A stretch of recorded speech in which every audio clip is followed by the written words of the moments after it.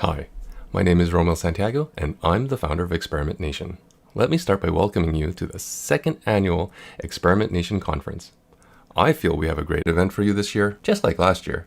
We have over 30 speakers from around the world of diverse backgrounds. However, what is new this year is that we've spread the event over a week, so each day you can watch a few sessions over lunch or a coffee break. As always, we'd love to know what you think, so feel free to contact me on experimentnation.com with your constructive feedback. So now that we're done with all the housekeeping, let's get to it. Today, I wanted to share with you a quick and dirty way that I like to use when developing a learning agenda, all within under 5 minutes. I call my approach BADR, and if you think that acronym is bad, you should have seen the other options. With that said, so BADR stands for break down your problem, assess your options, define your hypotheses, rank your tests.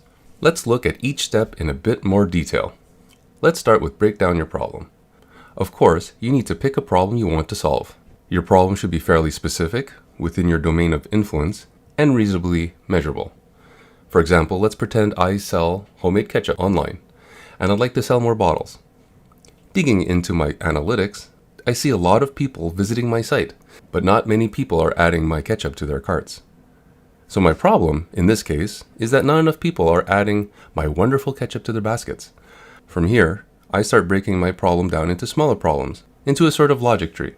Going back to our ketchup problem, possible smaller problems could be the price is too high, the product photography makes my delicious ketchup look unappealing, visitors cannot figure out how to add products to their cart, my site doesn't look trustworthy, the product description isn't appealing, so on and so forth. A good volume of ideas is what you're looking for here. Don't impose unnecessary boundaries at this stage. You definitely want to take a yes and approach rather than a no but one. You'll get to impose your boundaries later on. But at this phase, you want to be as MISI as you can get, and for those who aren't familiar with MISI, it stands for mutually exclusive and collectively exhaustive. Or in simpler terms, cover all the problems in a non-repetitive way. You'll want to get perspectives from all your stakeholders here as well. This will not only help you cover your blind spots, but it will also help you get buy-in later. Now that you've broken down the problem, it's time to assess your areas of opportunity.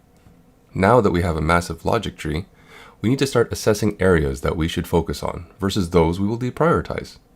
I like to start by looking at the tree and cleaning it up, grouping similar items together by theme. In our example, we may group similar problems related to pricing into a larger pricing problem. Under this, we put problems like customers think that the price is too high, or the currency isn't the one that they're used to, etc. After doing that, I start finding related research and evidence to help quantify these opportunities.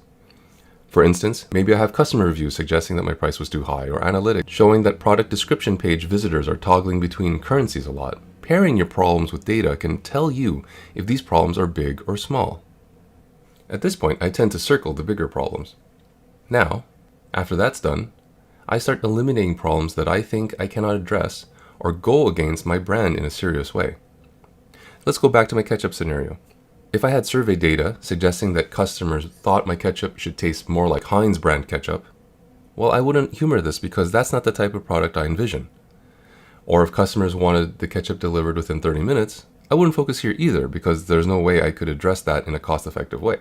Next, define your hypotheses. Now that you're left with problems worth addressing, you can start crafting hypotheses that could address these problems. For instance, if a problem was not understanding how to add products to their baskets, a possible hypothesis could be, if our visitors to the ketchup product page, if we move the call to action higher up on the page, we expect cart additions to increase because the call to action was more visible.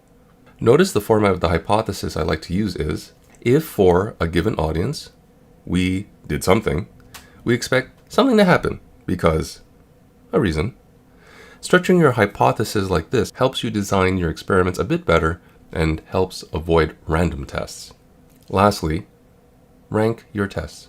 Finally, it's time to rank your tests, or in other words, prioritize your hypotheses. There are a lot of prioritization frameworks out there and they're all fine, but my rule of thumb is that the more political the test, the more granular your prioritization framework should be. More granular frameworks give you an opportunity to let each stakeholder be heard. With that said, as a growth product leader, I prefer very lightweight frameworks in the interest of speed because I want results yesterday. The only other call out here is that if you're new to experimentation, feel free to knock out a few low impact but easy to execute tests, just to get used to the process and to get people comfortable with testing in general. So as a recap, I covered my approach to creating learning agendas or experimentation roadmaps. I used the terribly named BADR framework, which stands for, once again, break down your problem, assess your areas of opportunity, define hypotheses, and rank your tests. And that's it. And I hope you find this useful for your practice. My name is Rommil Santiago. I hope you enjoy the conference. Until next time.